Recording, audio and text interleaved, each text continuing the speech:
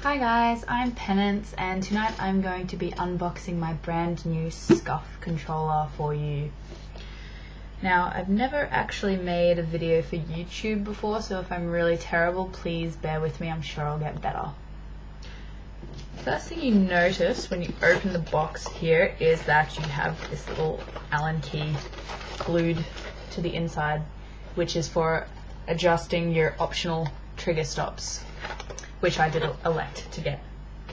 So for those who don't know about Scuf, Scuf make controllers which they claim to be the best FPS controller in the world and the ultimate pro controller. So I guess we shall see. They've given me this little card which just has some images of their controllers, just a standard black one here and a little bit about them. And on the back it just has a list of some of Scuf controllers' attributes. So back paddles, hair triggers, trigger stops, domed and concave sticks, and no slow tone guaranteed. And there's a couple of other optional things that come with it. They've also given me this list of instructions, which is just for setting up your controller so that you have optimal triggers and proper trigger stops on your controller.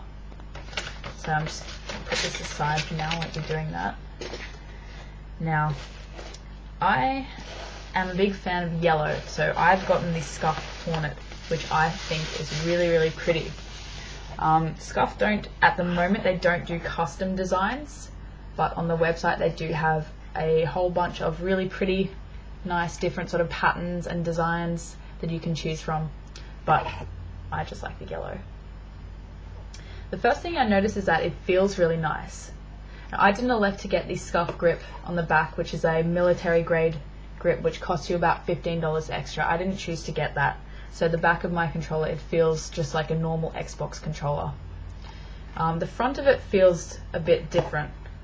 It feels sort of, I guess, sweat resistant. So if you're the kind of person, your hands get a bit clammy when you're competing, this is probably a good thing. I've also gotten the blacked out buttons. As you can see, that's optional.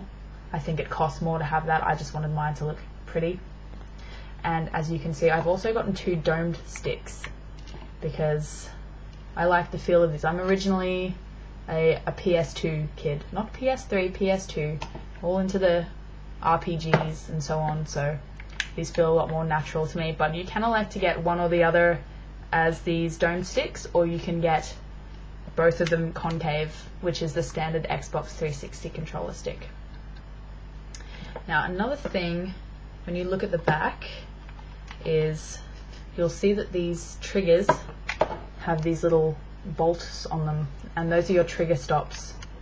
So they allow you to shoot a lot faster when you're playing games. Although in some games I think they can be a bit of a hindrance, like in Halo.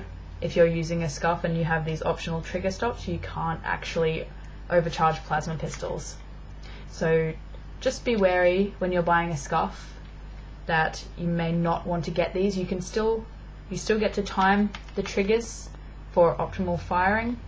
Just maybe skip on the optional trigger stops because they might be a bit more harm than help. And the other thing that Scuf has that no other controller has is these 2 paddles on the back, which they might be hard to see because I didn't elect to get them coloured, which you can get them, if you're getting the Hornet like I did, you can get them yellowed out, but I just left mine black, and you can see them just here and here. And what those are for is you use them use your hands, I should say, in a more ergonomic way with these paddles. And when you're buying them online, which is, you can get them on the website, which is www.scufgaming.com.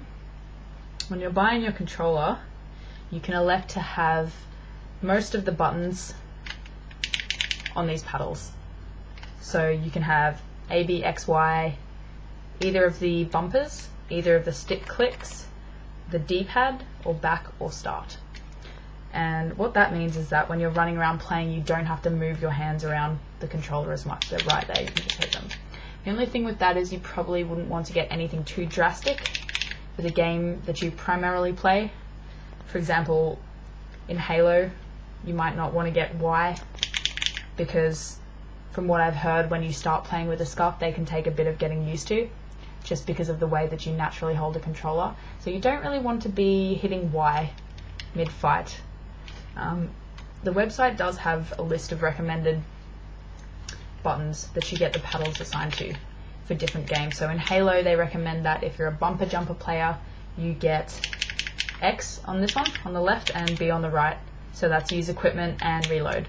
And for Call of Duty, you get A on the left and B on the right, which is jump and prone or knife, depending on which layout you use. Okay, and as you can see, I've got a wired one here. And these, they feel really nice. They're not heavy, they're not bulky, they sort of sit really nice in your hands. And I actually have here a standard Xbox controller, which I will show you for comparison. And even from the back, the standard one here, it feels a lot sort of chunkier, it feels quite bulky. This one is a wireless one. I've taken the battery pack out there, but it definitely feels a lot heavier than the Scuf. Okay, well, I think that's it for now. I'm going to go plug this in, figure out my trigger stops, and then have a couple of games of Halo. And hopefully in about a week or so, I'll be able to upload a review of this. And since I've been dabbling in Call of Duty as well, I'll be able to tell you guys how this controller goes for both Halo and COD. Okay, wish me luck. Good night, guys. Thanks. I'm Penance. Bye.